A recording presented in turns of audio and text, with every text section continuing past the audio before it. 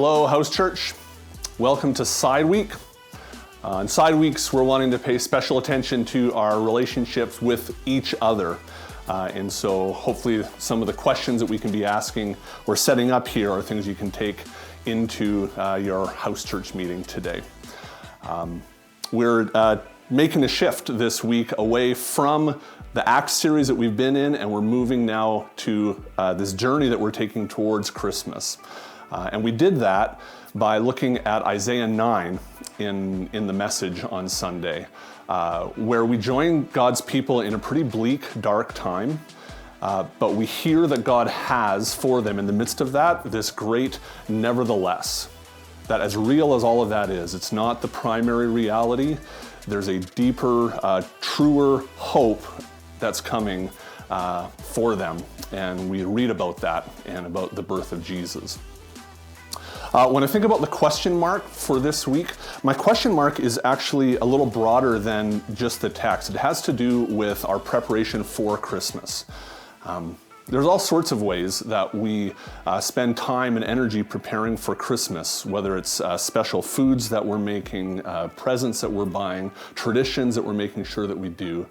My question mark, though, is how are we preparing our hearts for Christmas? And I think it'd be a good conversation for you guys to have. What are the things that help you prepare your heart for Christmas, to celebrate Jesus, to pay attention to the coming of Jesus at this time? And on the other side of that, are there things that get in the way or clutter things up in your life that make it hard to focus attention on Jesus at this time of year? Take a few minutes to talk about that in your group as part of the question mark this week. The light bulb for me, as I was working in the text this week, was looking at the four names that Isaiah gives to this child that is going to be born, the son that is going to be given.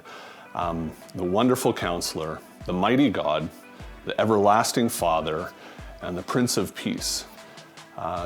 I don't think I had really spent a lot of time in the past thinking about the significance of each of those, the way that they speak to the things that we most need from Jesus, right? We need the wisdom of the Wonderful Counselor and the strength of the Mighty God and the goodness of an everlasting Father who protects us and provides for us, and the wholeness that the Prince of Peace offers. And I think it'd be great for you in your house churches to spend a bit of time talking about which of those really light up for you in this season. What are the things that you most need in your life and in your heart at this time and from Jesus? The arrow for me that comes out of this text has to do with this idea of the peace that Jesus' reign brings. Isaiah says that of the increase of Jesus' government and of his peace, there will be no end. So there's this picture here of this peace that is never ending and ever expanding. That's really good news for us because we receive that peace from Jesus. The arrow for me, the conviction point for me, is in recognizing that I have a part to play in extending that peace to the people that I come into contact with, whether it's in my home or at work or just walking around right now.